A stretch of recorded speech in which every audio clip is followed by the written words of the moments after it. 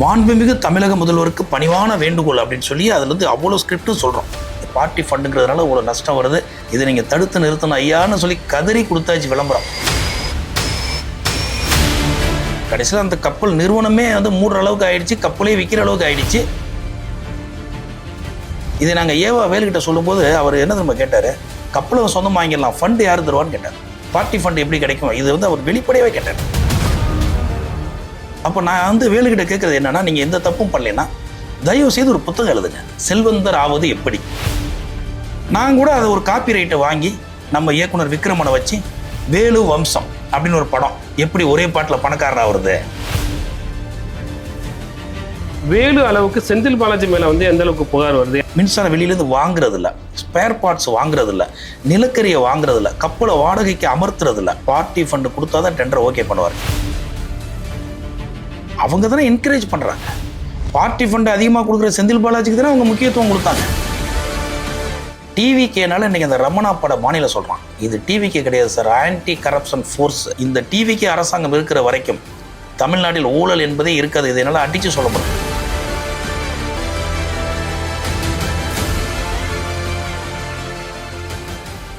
வெற்றி தொலைக்காட்சி நேயர்களுக்கு வணக்கம். இது உங்களுடைய வெற்றி களம். நான் உங்களுக்கு ராஜீவ்காந்தி. 2 நாட்களுக்கு முன்பு முதன்மை கப்பல் பொறியாளரும் தாவக பிரமுகருமான திரு ஆர் சிங்காரவடிவேலன் அவர்கள் நம்மகிட்ட வந்து சில முக்கியமான ஆதாரங்களோட மின்சாரத்துறையில் வந்து நடந்த பல்வேறு ஊழல் முறைகேடுகளை வந்து நம்மகிட்ட பகிர்ந்துக்கிட்டாரு. அந்த வீடியோ வந்து இது வரைக்கும் பெரிய வைரலாகி தமிழக அரசியலில் மிக பரபரப்பை ஏற்படுத்தியிருக்கிற சூழ்நிலையில் அடுத்து இன்னும் சில ஆதாரங்களை நான் வெளியிடுவேன்னு போன வீடியோலேயே சொல்லியிருந்தாங்க. அது தகுந்தாப்புல இப்போ வந்திருக்காங்க. வணக்கம் சார். வணக்கம்.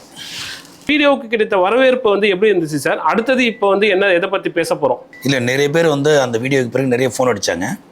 நிறைய பேர் வந்து பாதிக்கப்பட்டிருக்காங்க. இப்போ அவங்களாம் கேட்குறாங்க, நாங்களும் வந்து வெளியில் சொல்லலாமான்ட்டு. நான் தான் அவங்களை எல்லாருமே வெல்கம் பண்ணுறேன். நீங்கள் வாங்க, வெளியில் சொல்லுங்கள். அப்போ தான் தெரியும் திமுக அரசு வந்து எந்த அளவுக்கு மக்கள் விரோத ஒரு ஆட்சியை நடத்துனாங்க, எந்த அளவுக்கு அவங்க கொள்ளையடித்தாங்க, எந்த அளவுக்கு சொத்து சேர்த்தாங்க, பொதுமக்களுடைய நிதி எந்த அளவுக்கு வந்து கையாடல் பண்ணாங்க. ஏன்னா அது வந்து மக்கள் ஃபண்டு, அரசாங்கம் போகிற பட்ஜெட்டுன்றது மக்கள்கிட்டேருந்து பெறப்படுற வரி. இன்றைக்கி வந்து ஒவ்வொரு தனி மனிதன் பேரையும் தான் அந்த கடன் இருக்குது. அப்போ வந்து மக்கள் வந்து வெளியில் வந்து சொல்லணும்னு சொல்லிட்டு நம்மளும் ரொம்ப எல்லாரையும் வெல்கம் பண்ணுறோம். அப்போ தான் அந்த தகவல்கள் வெளியே வரும். இப்போ பார்ட்டி ஃபண்டுக்கு நம்ம நிறைய ஆதாரங்கள் காமிச்சோம். நிறைய பேர் அதில் சொன்னாங்க, இது வந்து உண்மையான ஆதாரங்கள் தான், வேறு எதுவும் வச்சுருக்கீங்களா, இல்லை அரசாங்கம் கேட்டால் கொடுப்பீங்களான்ட்டு. நாங்கள் நிச்சயமாக அரசாங்கம் கேட்டால் நம்ம வந்து கொடுத்துருவோம். நான் வந்து தமிழ் ஜனம்னு தொலைக்காட்சியோட ஒரு விவாதம் பண்ணும்போது அங்கே ஒரு திமுக பிரமுகர் வந்திருந்தார். அந்த நண்பர் சொன்னார், நீங்கள் ஏன் அன்னைக்கே நீங்கள் வந்து கவர்மெண்ட்டோடைய கவனத்தை கொண்டு போகலாம். நம்ம வந்து கவர்மெண்ட்டோடைய கவனத்தை கொண்டு போகாமல் இல்லை, கவர்மெண்ட்டுக்கு நாங்கள் கப்பல் ஓட்டும் பொழுது எங்கள்கிட்ட 5% கேட்டாங்க. மாத வாடகை எங்கள் கப்பலுக்கு வந்து அன்றைக்கி 8,40,00,000 ரூபாய். எங்களுக்கு வந்து எவ்ரி மந்த்து 5% நீங்கள் வாங்குகிற இன்வாய்ஸ் அமௌண்ட்டில் 5% கொண்டாந்து பார்ட்டி ஃபண்டாக கொடுத்துடணும். நாங்கள் அதை வந்து தர முடியாது அப்படின்னு ஆணித்தரமாக சொல்லிட்டோம். அதனால் எங்கள் அதுக்கப்புறம் எங்களுடைய பணத்தை பிடிச்சி வச்சுருக்காங்க. இன்னை வரையும் எங்களுக்கு அந்த பணம் கொடுக்கப்படலை. 7 கோடி ரூபாய் எங்கள் கம்பெனிக்கு வர வேண்டிய வாடகை நிறுத்தி வச்சுருக்கிறாங்க. இருந்தாலும் நாங்கள் அதுக்கெல்லாம் கவலைப்படல. இதை வந்து நம்ம எப்படியாவது வெளியில் கொண்டு வந்தாகணும். நாங்களும் என்ன நினச்சோன்னா, சரி சிஎம் வந்து சொல்லியிருந்தாரு, நான் வந்து யாரும் தவறு செஞ்சு தான் நான் வந்து சாட்டையை சொல்லட்டுவேன், ரொம்ப ஸ்ட்ரிக்டாக இருக்காரு அப்படின்னு சொல்லியிருந்தாரு. சரி கண்டிப்பாக நடவடிக்கை எடுப்பார் நாங்களும் நம்பணும். ஏன்னா ஆட்சிக்கு வந்த புதுசு இல்லையா. 2022 மார்ச்சில் நாங்கள் அவருக்கு வந்து மெயிலே பண்ணுறோம். நாங்கள் வந்து பிரைப் இந்த மாதிரி லஞ்சம் கேட்குறாங்க 5%, எங்களால் வந்து பார்ட்டி ஃபண்டெல்லாம் கொடுத்து எங்களால் பண்ண முடியாதுன்றதை சொன்னோம். இந்த மாதிரி பல கப்பல் ஓனர்கள் அவங்கள்ட்ட சொன்னாங்க. ஆனால் யார் சொன்னதுக்கும் நிறைய புகார் அளித்ததுக்கும் எந்த கம்ப்ளைண்ட்டும் கிடையாது. அதுக்கு பிறகு என்ன பண்ணோம், சரி நம்ம அனுப்புகிற கடிதங்களை வந்து அதிகாரிகள் யாரும் மறைக்கிறாங்க, சிஎம்முடைய கவனத்தை கொண்டு போகாமல். சரி சிஎம்னா டெய்லி வந்து காலைல 4 பேப்பரை பிடிப்பாங்க, சாயந்தரம் 3 பேப்பரை பிடிப்பாங்க. அட்லீஸ்ட் பேப்பரில் ஒரு விளம்பரம் கொடுத்தாலாவது அவங்களுடைய அட்டென்ஷனை டைவெர்ட் பண்ணலான்னு சொல்லிட்டு அன்னைக்கு மாலை மலர் பேப்பரில் ஒரு கப்பல் மாலுமிகள் சங்கத்தின் சார்பாக என்னென்ன வந்து அவங்க வந்து முறைகேடு பண்ணுறாங்க நெடுஞ்சாலைத்துறையில் உள்ள பூம்புகார் கப்பல் போக்குவரத்து கழகத்தில்னு சொல்லிட்டு, மாண்புமிகு தமிழக முதல்வருக்கு பணிவான வேண்டுகோள் அப்படின்னு சொல்லி அதில் வந்து அவ்வளோ ஸ்கிரிப்டும் சொல்கிறோம். இந்த மாதிரி இவ்வளோ வாங்குறாங்க, இவ்வளோ லஞ்சம் கேட்குறாங்க, தமிழக அரசுக்கு இவ்வளோ நஷ்டம் வருது, இந்த பார்ட்டி ஃபண்டுங்கிறதுனால இவ்வளோ நஷ்டம் வருது, இதை நீங்கள் தடுத்து நிறுத்தணும் ஐயான்னு சொல்லி கதறி கொடுத்தாச்சு விளம்பரம். அதற்கு பிறகும் எந்த நடவடிக்கையும் இல்லை. அப்போது வந்து பேப்பரில் போட்டாலும் பார்க்க மாட்டுறாரு, கம்ப்ளைண்ட் கொடுத்தாலும் நடவடிக்கை இல்லை. சரி இதை இன்னும் வந்து பெரிய லெவலில் போய் அட்டென்ஷனை டைவெர்ட் பண்ணணும்னு சொல்லிட்டு அந்த கப்பல் மாலுமிகள் நலச்சங்கம் அவங்க என்ன பண்ணுறாங்க, ஒரு பொதுநல வழக்கு தொடுக்கல. அது ஒரு சாதாரண அட்வொகேட் வச்சுலாம் தொடுக்கல, ஒரு பெரிய சீனியர் கவுன்சிலர் மிஸ்டர் ராகவாச்சாரி, அவருடைய தம்பி ஹைகோர்ட் ஜட்ஜி, அவங்க வந்து பாரம்பரியமாக அவங்க வந்து அவங்க குடும்பத்தில் எல்லாருமே அட்வொகேட்டு, சீனியர் கவுன்சில் அவங்களுக்கு ஒரு பெரிய நேம் இருக்குது. அதனால் போய் அவங்கள்ட்ட அந்த சங்கத்தின் சார்பாக பேசுகிறாங்க, ஐயா இந்த மாதிரி பயங்கரமாக கொள்ளையடிக்கிறாங்க பார்ட்டி ஃபண்டுங்கிற பேரில், இது ஒரு பொதுநல வழக்காக தொடுக்கணும், ஆனால் நீங்கள் வாங்குற அளவுக்குலாம் எங்களால் ஃபீஸ் கொடுக்க முடியாது, ஆனால் அந்த வழக்கை நீங்கள் தான் நடத்தணும்னு சொல்லும்போது அவர் எல்லா ரெக்கார்டும் பார்க்குறாரு. ஆகா இதை நம்ம வந்து வெளியில் கொண்டு வந்தே ஆகணும்னு சொல்லிட்டு எனக்கு ஃபீஸே வேணான்னு சொல்லி அவர் வந்து அப்பீர் ஆகிறார் ஹைகோர்ட்டில். அப்போ வந்து ராகவாச்சாரி வர்றான்னு சொன்னோடனே இவங்க என்ன பண்ணிட்டாங்க, ஏஏஜி ரவீந்திரனை போடுறாங்க. அங்கேயும் கோர்ட்டில் சொல்கிறாங்க இது மாதிரி வந்து முறைகேடு பண்ணுறாங்க, இவ்வளோ பணம் வந்து அரசாங்கத்துக்கு வந்து இழப்பை ஏற்படுத்துகிறாங்க, இது பார்ட்டி ஃபண்டுங்கிற பேரில் கொள்ளையடிக்கப்படுதுன்னு. அப்படியும் கூட அந்த அரசாங்கம் நடவடிக்கை எடுக்கல. புகார் கடிதம் கொடுத்தாச்சு, பேப்பரில் விளம்பரம் போட்டாச்சு, ஹைகோர்ட்டில் ஒரு பொதுநல வழக்கும் தொடுத்தாச்சு. அப்படியும் கூட அந்த அரசாங்கம் தன்னை திரித்து கொள்ளவில்லை. வேலு அவர்களை அழைத்து கண்டிக்கவில்லை. வேலு அந்த லஞ்சம் வாங்குறதை நிறுத்தலை, அவங்க கொள்ளையடிச்சிட்டே இருந்தாங்க.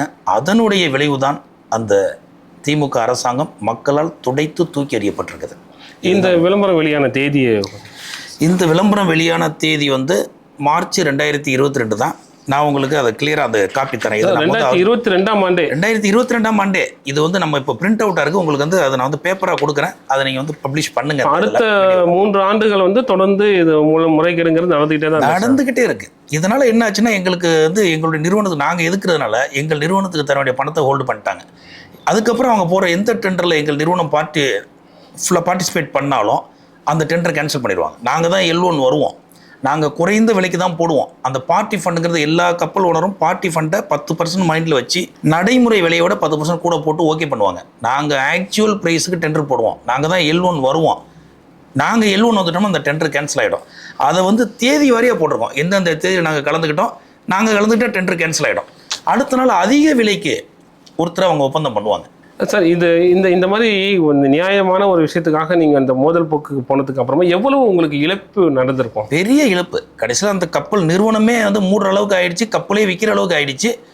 அதாவது எக்கனாமிக்கலாக கப்பல் ஓனர்களுக்கு வந்து பெரிய லாஸ் கிடையாது. ஆனால் அந்த கவர்மெண்ட்டுக்கு குறைந்த விலைக்கு ஓட்டணும்னு அவங்க ஆரம்பித்த நிறுவனத்தை தொடர முடியல. ஏன்னா வந்து வாடகை தர்றதில்லை, தனியாக கார்னர் பண்ணுறது, பணம் தரமாட்டேன் பார்ட்டி ஃபண்டு தரமாட்டேன்னு சொன்ன ஒரு காரணத்துக்காக. இல்லைன்னா கவர்மெண்ட்டுக்கு நாங்கள் நிறைய ப்ரொப்போசல்லாம் கொடுத்தோம், ஜாயின்ட் வெஞ்சரில் மிக குறைந்த விலையில் எப்படி நிலக்கரியை கொண்டு வரதெல்லாம் சொல்லிட்டு. அதெல்லாம் அரசாங்கம் காது கொடுத்து கேட்க தயாராக இல்லை. அவங்களுக்கு தேவை பார்ட்டி ஃபண்ட், லஞ்சம் தரத்துக்கு ரெடினா சொல்லு, உனக்கு டெண்டர் ஓகே பண்ணுறேன், இல்லைன்னா டெண்டர் கிடையாது. இதுதான் அன்றைக்கி அரசாங்கத்துடைய நடைமுறையாக இருந்தது.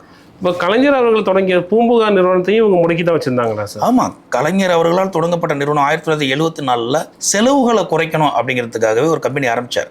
அவர் ஆரம்பித்தார ஒளி அதை நல்ல முறையில் விரிவுபடுத்தி சொந்த கப்பல்கள் வாங்கி அது மூலமாக கறி எடுத்துகிட்டு வந்தால் நமக்கு செலவு குறையணும் முடிவு பண்ணி கப்பல்களை சொந்தமாக வாங்கினது எம்ஜிஆர். அவர் இருந்திருந்தானே இன்றைக்கி இந்த கம்பெனி வேறு லெவலில் போயிருக்கோம்.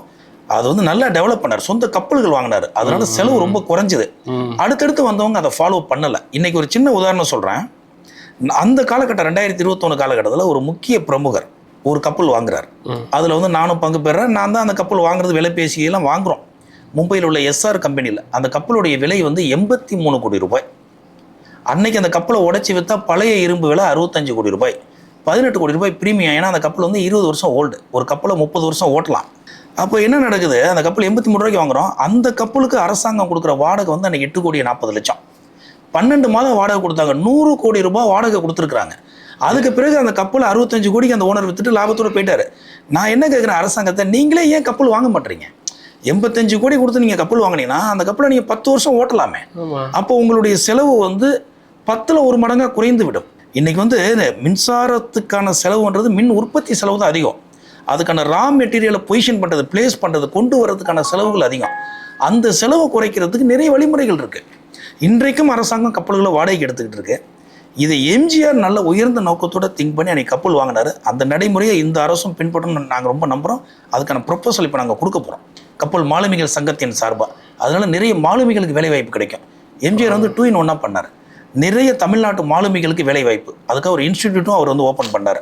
சொந்தமாக கப்பல்களை வாங்கினார். அதனால் செலவுகள் ரொம்ப குறைஞ்சிது. அன்றைக்கி உலக வங்கி அதுக்கு கடன் கொடுத்தது. இன்றைக்கி அந்த ப்ரொப்போசலை சொன்னால் உலக வங்கிகள் நிச்சயமாக கடன் கொடுக்கும். 15 கப்பலை தமிழக அரசு சொந்தமாக வாங்கினா உற்பத்தி செலவு 10ல் 1 ஆகிடும். இன்றைக்கி 10 ரூபா ஆகிற செலவு 1 ரூபாய் ஆகிடும். 30 வருஷம் அந்த கப்பல் நமக்கே சொந்தம், நம்மளே குறைந்த விலையில் நிலக்கரியை கொண்டு வந்துக்கிட்டே இருக்கலாம். இதை வந்து எந்த அரசாங்கமும் செய்யலை. இதை திமுக அரசாங்கம் தான் நாங்கள் ப்ரொப்போசல் கொடுத்தோம். ஆனால் அந்த அரசாங்கம் அதை துளியும் கண்டுகொள்ளவில்லை. ஏன்னா அப்படி வாங்கினா அதில் லஞ்சம் கிடைக்காது, பார்ட்டி ஃபண்டு கிடைக்காதுன்ற ஒரே காரணம். இதை நாங்கள் வேலுக்கிட்ட சொல்லும்போது அவர் என்ன நம்ம கேட்டார், கப்பலை சொந்தம் வாங்கிடலாம், ஃபண்டு யார் தருவான்னு கேட்டார். பார்ட்டி ஃபண்ட் எப்படி கிடைக்கும், இது வந்து அவர் வெளிப்படையாவே கேட்டார். வெளிப்படையாக பார்ட்டி ஃபண்ட் வெளிப்படையா அவர் ஓப்பனாக தான் கேட்பார். அவங்களுக்கு எந்த பயமும் இல்லை. பயம் இருந்தால் இப்படி செய்ய மாட்டாங்க, டெண்டர் கேன்சல் பண்ண மாட்டாங்க. நாங்கள் போட்ட பேப்பர் விளம்பரத்துக்கு பயம் இல்லை, கொடுத்த கம்ப்ளைண்ட்டுக்கு பயம் இல்லை, ஹைகோர்ட்டில் போட்ட கேஸுக்கு பயம் இல்லை, எதை பற்றியும் கவலைப்படவில்லை. இன்னைக்கு அந்த வேலு வந்து சொல்கிறாரு, நான் எந்த தவறும் செய்யவில்லை. நான் கேட்குறேன் அவங்கள பார்த்து, ஐயா நீங்கள் 40 வருஷத்துக்கு முன்னாடி ஒரு பேருந்து ஓட்டுநராக நடத்துனராக இருந்திருக்கிறார். இன்றைக்கி உங்களுக்கு சொந்தமாக மெடிக்கல் காலேஜ், இன்ஜினியரிங் காலேஜ், ஏகப்பட்ட கல்லூரிகள், ஏகப்பட்ட சொத்துகள், இதெல்லாம் எப்படி வந்தது? ஒரு எம்எல்ஏ மினிஸ்டர் இருந்து அதில் கிடைக்கிற சம்பளத்தில் இவ்வளோ சம்பாதிச்சிட முடியுமா? அப்போ இன்றைக்குள்ள ஜென்சி தலைமுறையில் என்ன பண்ணுறாங்க, எல்லாருமே ஏதோ ஒரு தொழில் பண்ணி சம்பாதிக்கணும்னு ஆசைப்பட்றாங்க. அப்போ நான் வந்து வேலுக்கிட்ட கேட்குறது என்னென்னா, நீங்கள் எந்த தப்பும் பண்ணலைன்னா தயவு செய்து ஒரு புத்தகம் எழுதுங்க, செல்வந்தர் ஆவது எப்படி அப்படின்னு ஒரு புக்கு எழுதி வெளியிடுங்க. அதை படித்து நிறைய ஜென்சி தலைமுறை வந்து எப்படி சம்பாதிக்கலான்னு கற்றுக்குவாங்க. அது ஒரு அவங்களுக்கு உந்துதலாக இருக்கும். நான் கூட அதை ஒரு காப்பி ரைட்டை வாங்கி நம்ம இயக்குனர் விக்ரமனை வச்சு வேலு வம்சம் அப்படின்னு ஒரு படம், எப்படி ஒரே பாட்டில் பணக்காரன் ஆகுறது, எப்படி வேலு மாதிரி மெடிக்கல் காலேஜ் தொடங்குறதுன்னு நம்மளும் ஒரு படத்தை எடுத்து வெளியிட்டோம்னா அது இளைய தலைமுறைக்கு ஒரு உபயோகமாக இருக்கும்னு நான் நம்புகிறேன். நீங்கள் தப்பே பண்ணலாம், எப்படி உங்களுக்கு ஒரு சொத்து வந்திருக்கும் அதை சொல்லணும்ல. நீங்கள் நான் தப்பு பண்ணலைன்னா இப்போ எப்படி சொத்து வந்துச்சு அதை சொல்லுங்கள். இந்த விஷயத்தில் வேலு அளவுக்கு செந்தில் பாலாஜி மேலே வந்து எந்த அளவுக்கு புகார் வருது? ஏன்னா அன்னைக்கு வந்து மின்சார வாரியம் சார்பாக வெள்ளை அறிக்கை விட்டுப்போ கூட அவர் தான் வந்து விளக்கம் கொடுக்குறாரு. இத்தனைக்கு என்னன்னா, அவர் வந்து 1.5 ஆண்டுகள் தான் மின்சாரத்துறை அமைச்சராக இருந்திருக்காரு. அதன் பிறகு தங்கம் தென்னரசு அவர்களும் சிவசங்கர் அவர்களும் இருந்திருக்காங்க. ஆனால் அவங்க 2 பேரும் விளக்கம் கொடுக்காம செந்தில் பாலாஜி தான் வந்து விளக்கம் கொடுக்குறாரு. சார் என்னன்னா, செந்தில் பாலாஜி அந்த பீரியடில் குறைந்த ஆண்டுகளே இருந்தாலும் பவர்ஃபுல் மினிஸ்டராக இருந்தார். பார்ட்டி ஃபண்டுங்கிற பேரில் நல்லா கலெக்ட் பண்ணி கொண்டு போய் அதை சிஎம் அவர்களுக்கு கொடுத்ததா சொல்கிறாங்க. அவர் யார்கிட்ட கொடுத்தான்னு எனக்கு தெரியாது. நிறைய கலெக்ட் பண்ணார். அதில் போய் ஏன்னா நாங்கள் கப்பல் பூம்புகாருக்கு ஓட்டும் பொழுது நாங்கள் ஈபிக்கும் ஓட்டுறதுக்கு டெண்டர் போடுவோம். அதுக்கு நிறைய கப்பல்கள் நாங்கள் பராமரிச்சுட்டு இருந்தோம். அவங்கள போய் இப்போ எல்லாம் பேசுவோம். அங்கேயும் தான் வெளிப்படையாக கேட்பாங்க. அவருடைய தம்பி அசோக்கு பார்ட்டி ஃபண்டு கொடுத்தா தான் டெண்டர் ஓகே பண்ணுவார், இல்லைன்னா டெண்டர் கேன்சல் பண்ணி விட்ருவார். நீங்கள் L1 வந்தாலும் உங்களுக்கு தரமாட்டாங்க. L2 வந்திருப்பான், அவன் தரேன்பான், அவனை வந்து ஓகே பண்ணிடுவாங்க. அவனை டக்குன்னு L1 ஆக்கிடுவாங்க. யாரும் கேட்க முடியாது. எல்லாருக்கும் பயம், இவங்க ஏதாவது பண்ணிவிடுவாங்க, இல்லைன்னா பொருளாதார ரீதியை நசிக்கிடுவாங்க, நம்ம வாடகையை தரமாட்டாங்கன்னு ஒரு பயம். அதனாலே யாரெல்லாம் அவங்கள வந்து பகிச்சிக்க தயாராக இல்லை. நாங்கள் வெளிப்படையாக இருக்கோம், எங்களுக்கு எந்த பயமும் கிடையாது. வழியில் கனமில்லை, வழியில் பயம் இல்லைங்கிற மாதிரி நாங்கள் வந்து இதை கொண்டு வரணும்னு ரொம்ப ஆசைப்பட்டோம். இந்த பார்ட்டி ஃபண்டுங்கிற அதை வந்து சிஎம் எந்த நடவடிக்கை எடுக்கல.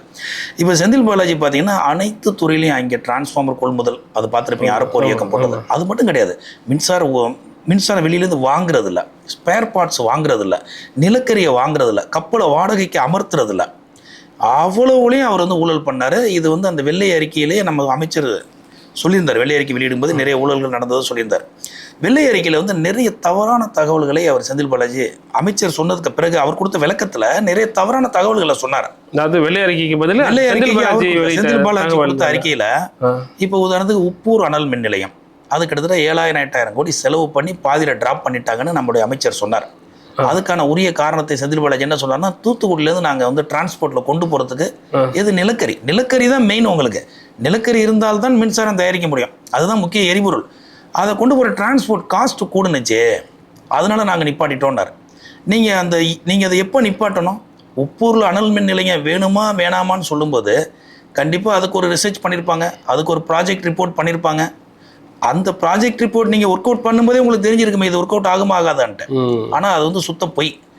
ஏன் நிப்பாட்டியிருப்பாங்கன்னா, அவன் பார்ட்டி ஃபண்டு தரமாட்டேன்னு சொல்லியிருப்பான் அந்த கான்ட்ராக்டர். அதுக்கு அந்த ப்ராஜெக்டை செந்தில் பாலாஜி நிப்பாட்டியிருப்பார். இதுக்கு மேலே அதில் காரணம் இருக்க வாய்ப்பு இல்லை. அதுக்கு மேலே காரணம் வந்து அவர் வந்து டெக்னிக்கல் ரீசனை சொல்லட்டும். அப்புறம் எப்படி அந்த ப்ராஜெக்ட் போட்டாங்க, அது இப்போ யாருடைய ஃபண்டு? அது பொதுமக்களுடைய பணம்ல. 8,000 கோடின்றது ஒன்று சாதாரண விஷயம் இல்லை. அப்போ நீங்கள் போட்டு ஆரம்பிப்பீங்க, நீங்கள் போட்டு நிப்பாட்டுவீங்கன்னா அது உரிய விளக்கத்தை மக்களுக்கு கொடுக்கணும்ல. உப்பூரை கண்டிப்பாக ஒர்க் அவுட் பண்ண முடியும். ஏன் ஒர்க் அவுட் பண்ண முடியாது? டிரான்ஸ்போர்ட் செலவை குறைக்க முடியும். அங்கேயே ஒரு சின்ன துறைமுகத்தை அமைச்சிடலாம், கப்பல்கள் நேரடியாக உப்பூருக்கு வந்துடும், உப்பூர்லேருந்து கார்கோ டிஸ்சார்ஜ் பண்ணிடலாம்.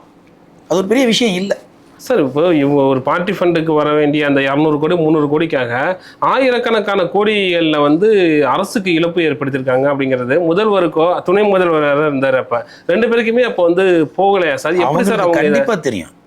அவங்க தானே என்கரேஜ் பண்ணுறாங்க. பார்ட்டி ஃபண்டு அதிகமாக கொடுக்குற செந்தில் பாலாஜிக்கு தானே அவங்க முக்கியத்துவம் கொடுத்தாங்க. வெள்ளக்கோயில் சுவாமிநாதனுக்கு எதுவும் முக்கியத்துவம் கொடுத்தாங்களா?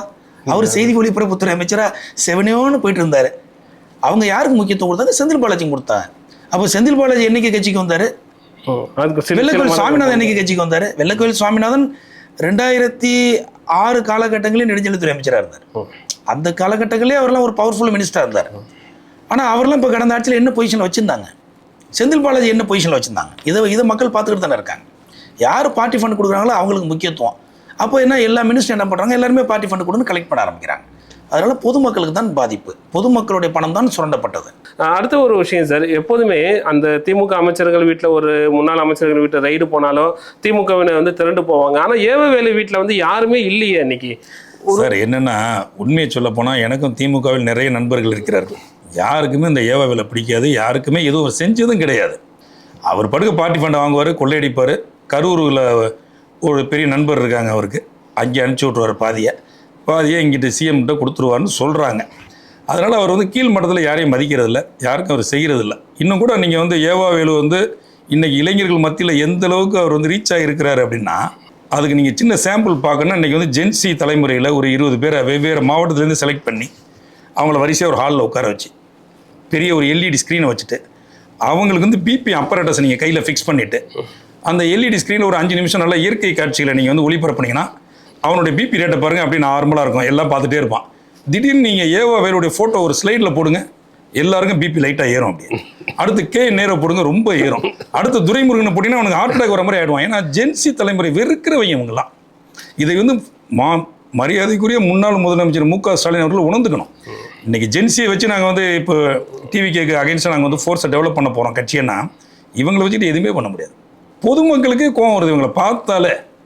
ஏன்னா அந்தளவுக்கு ஊழலில் கரை புரண்டவர்கள் இவங்களை போய் இவங்க யாருக்கு பயப்பட மாட்டாங்க, வெளிப்படையாக பேசுவாங்க, வெளிப்படையாக லஞ்சம் வாங்குவாங்க, எதை பற்றியும் கவலைப்பட்டதில்லை. ஏன்னா சிஎம்மால் இவங்களை கண்டிக்க முடியாதுன்னு அவங்களுக்கே தெரியும். அதனால் அதன் வெளிப்பாடு தான் இது. அதுக்கான நடவடிக்கை தளபதி எடுத்துக்கிட்டு இருக்கார். கொள்ளையடித்தவர்கள் அவ்வளோ பேரும் விரைவில் கம்பி எண்ணுவார்கள். நான் என்ன சொல்கிறேன்னா, இன்னும் முதலமைச்சர் ஒருபடி மேலே போய், நீங்கள் நாம் இப்போ டிவியில் பேசிக்கிட்டு இருக்கோம் இல்லையா, நம்ம இப்போ இதில் பேசிக்கிட்டு இருக்கோம், ஏவாவேல போய் இப்படி தான் சம்பாரிச்சிருப்பாரு. அரசாங்கம் உட்கார வச்சு கேட்கணும், நீங்கள் கண்டக்டராக இருந்தீங்க, எம்எல்ஏ இத்தனை வருஷம் இருந்தீங்க, எம்எல்ஏ இவ்வளோ சம்பளம், அமைச்சர்னா இவ்வளோ வாங்கியிருப்பீங்க, அப்போ இவ்வளோ செலவு பண்ணியிருப்பீங்க, இந்த சொத்து எப்படி வந்தது, இது அரசுடைமை ஆக்கப்படும் சொல்லி 2 எக்ஸ் மினிஸ்டருடைய சொத்து அரசுடைமை ஆக்கினா அடுத்து சம்பாதிக்கணுக்கு ஆசை எவனுக்கு வராது. அதுக்கு ஃபர்ஸ்ட் ஆரம்பிக்கிறதே வேலுக்கிட்டேருந்து ஆரம்பிக்கணும். அருணை கல்லூரியை தூக்கி அரசுடைமை ஆக்கணும், அவருடைய சொத்துக்களை அரசுடைமை ஆக்கணும். அவர் வேணால் கோர்ட்டில் போய் மீட்டுக்கிட்டு வரட்டும், ப்ரூவ் பண்ணி வரட்டும். கோர்ட்டில் போய் அவர் வந்து ப்ரூவ் பண்ணுறோம், நான் இப்படி சம்பாரித்தேன், நான் தான் சொல்லுனேன், அவர் நல்லா சம்பாரிச்சா புக் எழுத சொல்லுங்க, செல்வந்தர் ஆகுது எப்படின்னு. நாங்களும் படித்து தெரிஞ்சுக்கிட்டு சம்பாதிக்கிறோம். இப்போ தமிழக அரசு வந்து பார்ட்டி ஃபண்ட் வாங்கலைங்கிறத முதல்ல அரசாங்கம் பதவியேற்ற உடனே முதல்ல சொல்லிட்டாங்க. மாண்புமிகு அமைச்சர் ஆதவ அர்ஜுனா அவர்கள் சொல்லிட்டாரு. இப்போ வந்து முதலமைச்சர் அவர்களும் துணிச்சலாக வந்து கேள்வி கேட்க ஆரம்பிச்சிட்டாரு இதற்கு முன்னாடி இருந்த ஆட்சியை பார்த்து. இப்போ சொல்லுங்களேன், இது தமிழக அரசோட இந்த நடவடிக்கைகள் வந்து எப்படி தொடரும்? தமிழக அரசு பண்ணியிருக்கிறது மிகப்பெரிய வெற்றி பொதுமக்கள் மத்தியில். நான் வந்து மக்கள்கிட்ட நிறைய பல்ஸ் கேட்பேன், நான் கருத்துக்கள் கேட்பேன். எல்லா மக்கள் சொல்கிற கருத்து டிவிகேனால இன்றைக்கி அந்த ரமணா பட பாணியில் சொல்கிறான். இது டிவிகே கிடையாது சார், ஆன்டி கரப்ஷன் ஃபோர்ஸ் தலைவர். அவன் வந்து இன்றைக்கி சிஎம்ஐ சொல்கிறது ஆன்டி கரப்ஷன் ஃபோர்ஸ் தான் சொல்கிறான். அவர் லஞ்சம் வாங்க மாட்டேன்னு சொன்னதுனால கீழே வரைக்கும் இம்பேக்ட் ஆகுது. யாரும் லஞ்சம் கேட்டால் பொதுமக்களே எதுக்குறான், நான் எதுக்கு உங்களுக்கு லஞ்சம் தரணும், சிஎம் வாங்க வேணாம்னு சொல்லியிருக்காருல்ல. பொதுமக்கள் கிளம்பிட்டாங்க. இதனுடைய ரிசல்ட் எப்போ தெரியும்னா இன்னொரு 6 months தெரியும். தமிழ்நாட்டில் 6 மாதம் கழிச்சு எவனா லஞ்சம்னு சொன்னான்னா அவன் நிச்சயமாக பொதுமக்கள்கிட்ட அடையாளப்படுத்தப்படுவான். அரசாங்கம் கடும் நடவடிக்கை எடுப்போம். இது ஒரு நல்ல மாற்றத்தை விதைச்சிருக்கு, இளைஞர்களுக்கு பெரிய நம்பிக்கையை விதைச்சிருக்கு. ஒரு நேர்மையான நடைமுறை அரசு இயந்திரங்கள் வருது. இதனால் அதிகாரிகள் கோவப்படுவாங்க, இருந்தாலும் ஆட்சி சிறப்பாக போயிட்டு இருக்கு. அதிகாரிகள் கட்டுப்பட்டுருவாங்க ஒரு நேரத்தில். ஏன்னா அவங்க எவ்வளோ பழகி இருந்தாங்க, இப்போ மாற்றுக்கு பழகிக்கிறாங்க. அது அப்படியே அவங்களுக்கு பழகிடும், பிடிச்சி போயிடும் அவங்களுக்கு, அப்படியே போயிடும் நம்பிக்கை. அந்த ஊழல் இந்த டிவிக்கு அரசாங்கம் இருக்கிற வரைக்கும் தமிழ்நாட்டில் ஊழல் என்பதே இருக்காது. இதை என்னால் அடித்து சொல்ல முடியும். நிச்சயமாக. ஏன்னா இது வரைக்கும் கதைகளில் படித்தும் திரைப்படங்களில் பார்த்து வந்த அந்த தூய்மையான அரசாங்கத்தை வந்து நிலைநிறுத்தி ஒரு பெரிய சாதனை பண்ணிட்டு இருக்காங்க.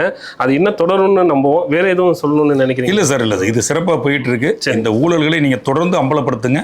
இன்னும் பல துறைகள் நடந்திருக்கு ஊழல். இதை விட முக்கியமாக சிவில் சப்ளைஸில் அந்த துவரம்பருப்பு, பாமாயில், அரிசி, ஜீனி, சுகர், இதில் அடித்த ஊழல்கள்லாம் மிகப்பெரிய ஊழல்கள். அதெல்லாம் வெளி உலகத்துக்கு தெரியாமல் இருக்கு.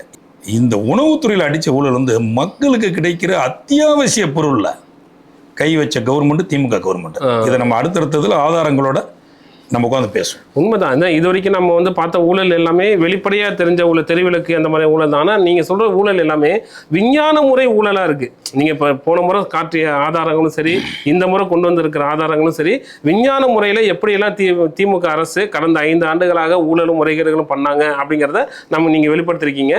இன்னும் தொடரணும். அது நன்றி, வணக்கம். நிச்சயமா நன்றி.